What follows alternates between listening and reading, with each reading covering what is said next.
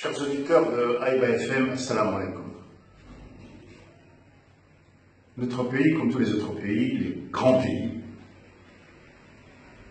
s'interroge toujours sur une question fondamentale pour l'humanité,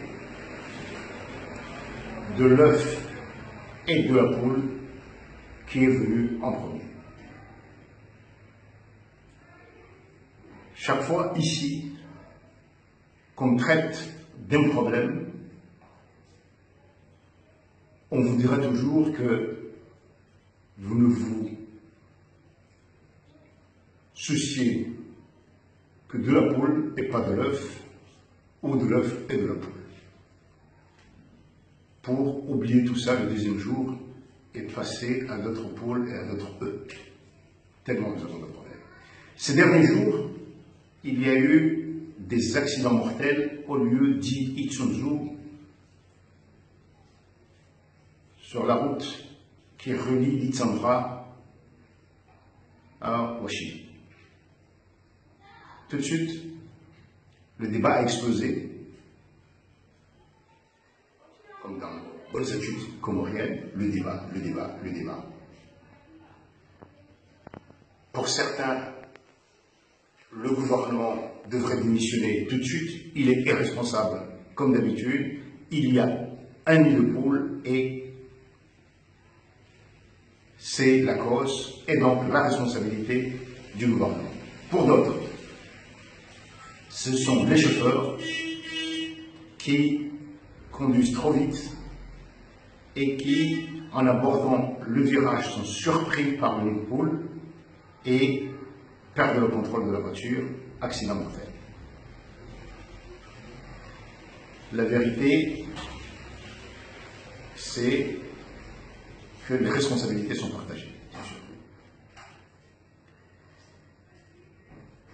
Mais n'est-il pas temps, n'est-ce pas une occasion aussi de nous interroger sur nos responsabilités, nous en tant que citoyens?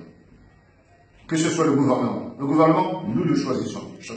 On ne nous l'impose pas. Nous choisissons nos responsables. Donc nous avons une part de responsabilité. Les routes.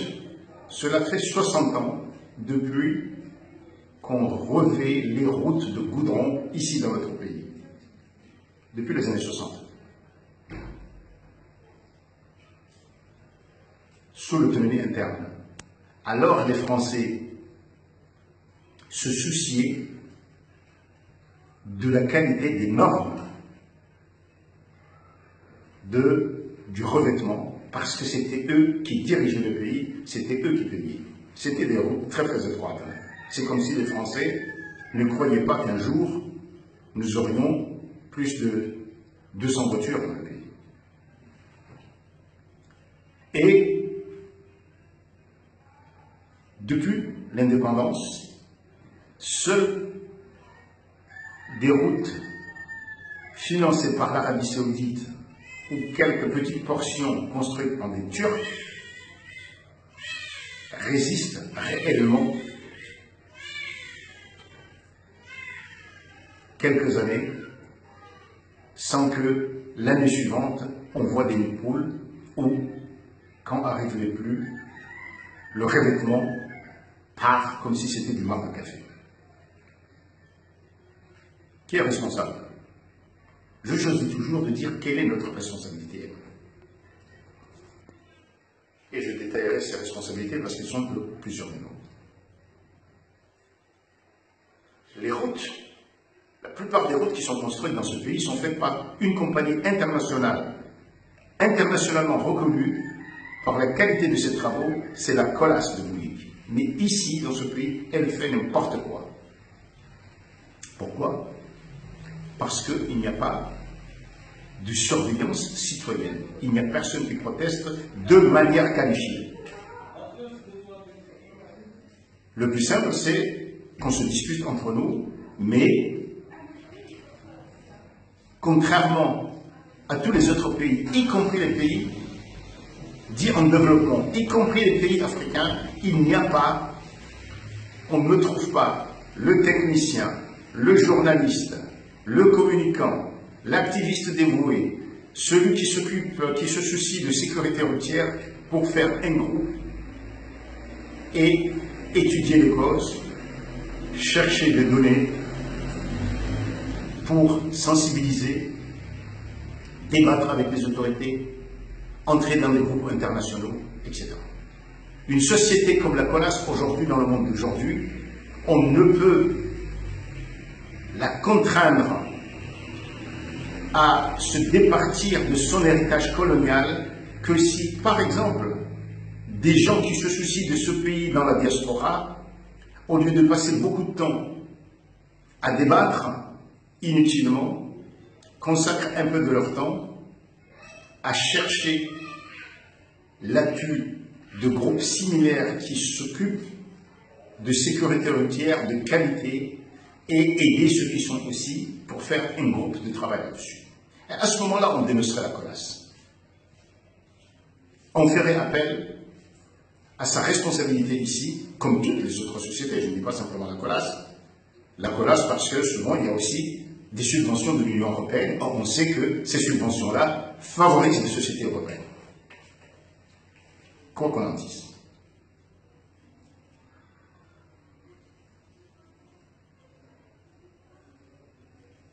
Ça, c'est un premier point. Mais deuxième point, il y a aussi l'irresponsabilité, je dirais, nationale, à commencer par les autorités. L'armée, les voitures gouvernementales ne respectent pas le code de la route et mettent souvent en danger les automobilistes.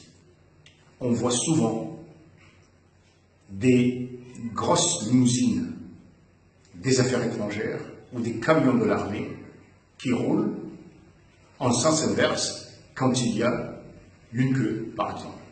Ils prennent le sens inverse, la voie opposée, simplement parce qu'elle est plus dégagée. Alors qu'il n'y a aucune justification. Aucune justification. Pas de situation de détresse, ce ne sont pas des ambulances, ce ne sont pas des pompiers, rien. Ce ne sont pas des chefs d'État qui sont arrivés et qui sont escortés très officiellement, rien. Donc l'impunité s'installe. Chacun se dit que puisque je suis important, je fais comme il me plaît.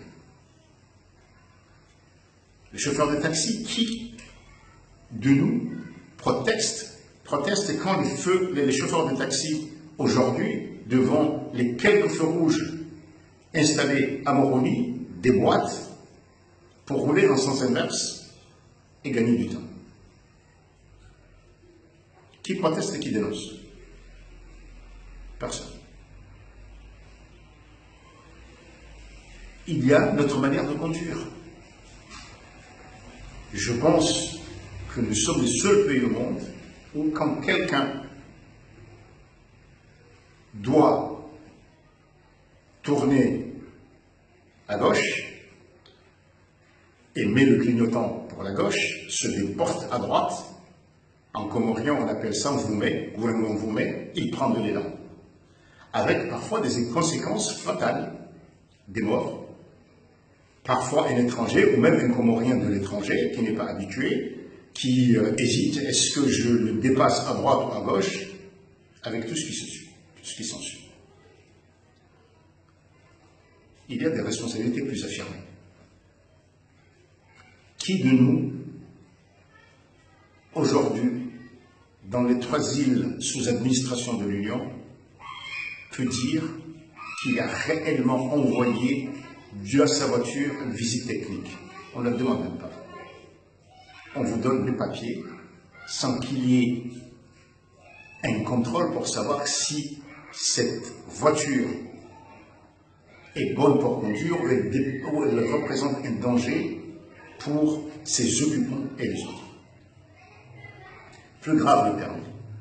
Le permis, nous savons tous qu'il n'est pas reconnu internationalement. En tout cas, il n'est plus reconnu en France.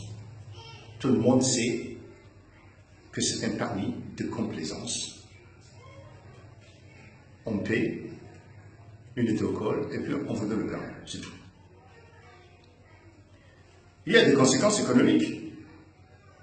Parce qu'aujourd'hui, les gens qui émigrent vers la France, s'ils avaient un permis de conduire reconnu, ça réduirait le temps de chômage parce qu'ils pourraient plus facilement trouver un travail. Ce serait ça de gagner pour notre pays. Mais il y a cet état d'esprit général qu'il n'y a rien à respecter. Et ça, monsieur qui débattait, cela mérite bien d'une organisation. En tout cas, des groupes de gens qui étudient cette question.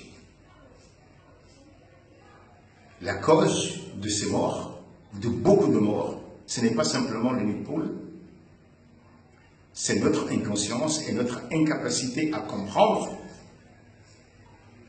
que nous avons un outil, certes, très très important qui nous facilite la vie, mais aussi très très dangereux. La preuve, à Moroni où j'habite, je ne connais pas plus de 10 de mes amis qui roulent avec la ceinture de sécurité attachée. Quelle irresponsabilité vis-à-vis de nos enfants et de nos compatriotes. Celui qui porte la ceinture de sécurité passe pour un zoom, un excentrique, quelqu'un qui veut se montrer, et on le regarde avec un sourire. Ce sont ceux qui se plaignent des morts. Personne ne s'est posé la question, qu'est-ce qui se serait passé si 2 ou 3 dans ces voitures avaient leur ceinture de sécurité? Par exemple. Parce que ceux qui débattent ne la portent simplement pas.